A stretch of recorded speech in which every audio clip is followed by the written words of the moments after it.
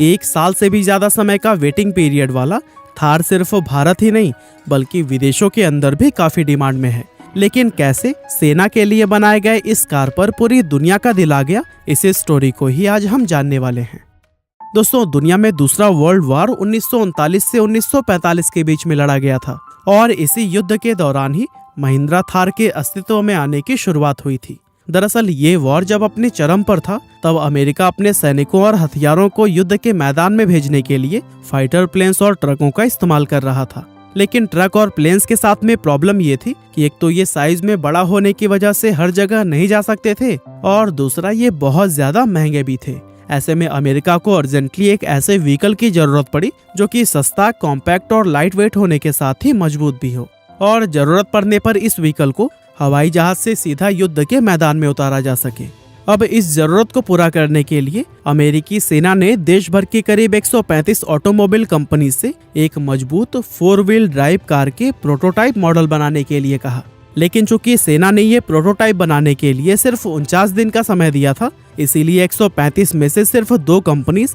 Bantam और villis overland ने ही सेना के इस रिक्वेस्ट पर रिस्पॉन्ड किया था। विलीज का प्रोटोटाइप मॉडल ऑलमोस्ट तैयार था और उसे कंप्लीट करने के लिए उन्होंने सेना से थोड़ा सा समय और मांगा, लेकिन सेना ने उन्हें एक्स्ट्रा टाइम देने के लिए साफ इनकार कर दिया। लेकिन वहीं बैंटम कंपनी की अगर बात करें तो वो 49 दिन के अंदर एक वर्किंग प्रोटोटाइप बनाने में सफल रहे थे और सेना को भी उनकी कार का डिजाइन पसंद आ गया था। लेकिन बैंटम उस समय एक बहुत छोटी कंपनी थी जिसकी प्रोडक्शन कैपेसिटी इतनी नहीं थी कि वो आर्मी की डिमांड को टाइम पर पूरा कर सके। इसीलिए सेना ने बैंटम का वो डिजाइन फोर्ड और विलीज इन दोनों कंपनीज को दे दिया और उनसे कहा गया कि वो इस डिजाइन में अपने हिसाब से बदलाव करके अपने अपने मॉडल को प्रेजेंट करें। इसके बाद से इन दोनों कंपनीज ने आर्मी के सामने इस कार के अपने अपने वर्जन पेश किए, जिन्हें बारीकी से परखने के बाद से विलीज के वर्जन को इस कार का स्टैंडर्ड डिजाइन मान लिया गया। अब चूंकि इस कार के लिए विलीज का डिजाइन फाइनल हुआ था, ऐसे में इसके सभी लीगल राइट्स भी विलेज कंपनी के ही नाम किए गए, जहां विलेज ने जीप नाम को ट्रेडमार्क करवाकर अपने इस कार को विलेज जीप का नाम दे दिया और इस तरह से उस फेमस जीप कार की शुरुआत हुई जिसने आगे जाकर पूरी दुनिया में नाम कमाया। दरअसल ये कार किसी भी तरह के उबड़ खाबड़ रास्तों पर चलने में सक्षम थी, साथ ही ये इतनी मजबूत थी कि छोटे मोटे धमाकों और बंदूक के हमलों को भी ये आराम से झेल लेती थी और इन्हीं सभी खूबियों की वजह से ही जीप तुरंत ही वर्ल्ड वॉर का एक अहम हिस्सा बन गई।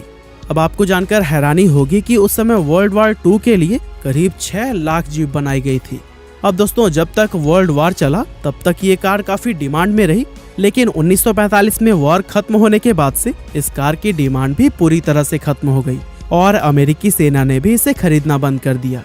अब इस घाटे के सिचुएशन से निकलने के लिए कंपनी ने जीप को आम लोगों में भी बेचने की कोशिश की, लेकिन जिस तरह की सफलता इसे युद्ध के मैदान में मिली थी वैसी सक्सेस इसे शहर की आम सड़कों पर नहीं मिल पाई। दरअसल वॉर में यूज होने की वजह से जीप की छवि एक सोल्जर्स कार की बन गई थी और इसी के चलते कोई भी इसे एक normal day to day car के रूप में एक्सेप्ट नहीं कर रहा था और कुछ साल तक तो ये कंपनी जैसे तैसे थोड़ी बहुत सेल्स करके ही सरवाइव करती रही। लेकिन सेल्स के लगातार कम होने की वजह से कंपनी की हालत बिगड़ती चली गई और फिर एक समय ऐसा आया कि कंपनी पर बंद होने तक का खतरा मंडराने लगा। और दोस्तों, यही वो टाइम था जहां इस स्टोरी में महिंद्रा कंपनी के फाउंडर मिस्टर जेसी और केसी महिंद्रा की एंट्री हुई। असल में केसी महिंद्रा ने अपनी लाइफ के कुछ साल अमेरिका में भी बिताए थे और वहीं पर उन्होंने जीप को पहली बार देखा था। अमेरिका में जीप को देखकर वे इस व्हीकल से इतने इम्प्रेस हुए थे कि उन्होंने उसी समय ही इस कार को इंडिया लाने का फैसला कर लिया था और अपने इसी सपने को ही पूरा करने के लिए महिंद्रा ब्रदर्स अमेरिका पहुंचे थे,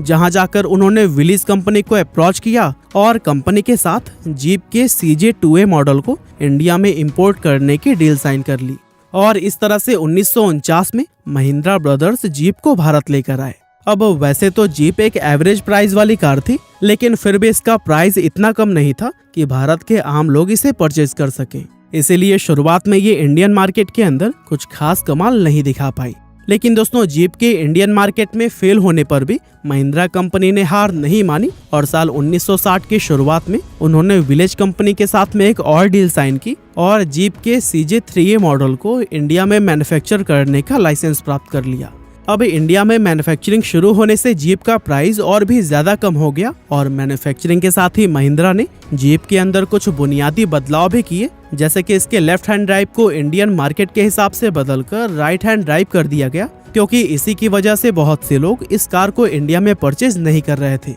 इसके अलावा जीप जो सिर्फ पेट्रोल इंजन के साथ में आती थी, महिंद्रा ने इंडियन मार्केट में इसके डीजल वेरिएंट को भी लॉन्च किया। और दोस्तों इसी तरह से उन्होंने इस कार में और भी बहुत सारे छोटे मोटे बदलाव किए, जिसका नतीजा ये हुआ कि इस बार जीप भारत में सफल हो गई थी और देखते ही देखते सिर्फ कुछ ही सालों में इसने इंडियन मार्केट के 25% शेयर को एक्वायर कर लिया था। इसके बाद से महिंद्रा करीब 40 साल तक जीप के अलग अलग वर्जन बनाती रही और इसका हर एक वर्जन इंडियन मार्केट में धूम मचाता रहा। लेकिन दोस्तों 40 साल की ये सफलता 90s के दौर से घटनी शुरू हो गई और शुरुआती 2000 में जब महिंद्रा ने बोलेरो और स्कॉर्पियो जैसे कार्स लॉन्च की, तो फिर उनके सामने जीप लोगों को आउटडेटेड लगने लगी। दरअसल एक ऑफ रोड कार के रूप में लोग अब जीप की जगह पर बोलेरो और स्कॉर्पियो जैसी ज्यादा बड़ी और लग्जरी एसयूवीज को पसंद करने लगे थे। इसी के चलते जो जादू जीप ने 70s और 80s के दौर में क्रिएट किया था, वो 2000 में आकर पूरी तरह से खत्म हो गया।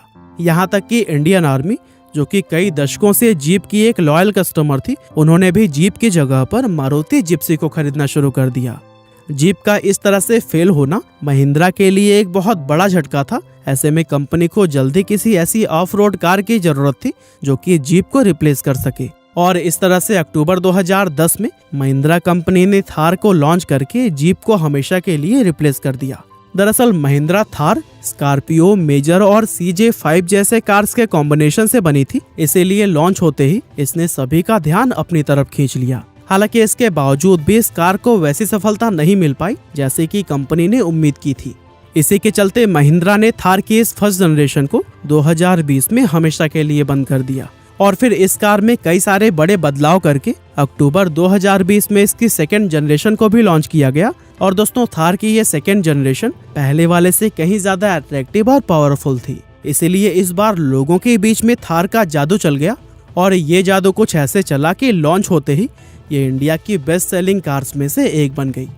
अब अगर आज की बात करें तो इस समय थार इंडिया के अंदर इतनी ज्यादा डिमांड में है कि इसका वेटिंग पीरियड 1 साल से भी ज्यादा का चल रहा है और इसकी सेल्स लगातार आसमान को छू रही है। बाकी हमारी आज की इस वीडियो में बस इतना ही था। ये वीडियो आपको कैसी लगी हमें कमेंट करके जरूर बताइएगा।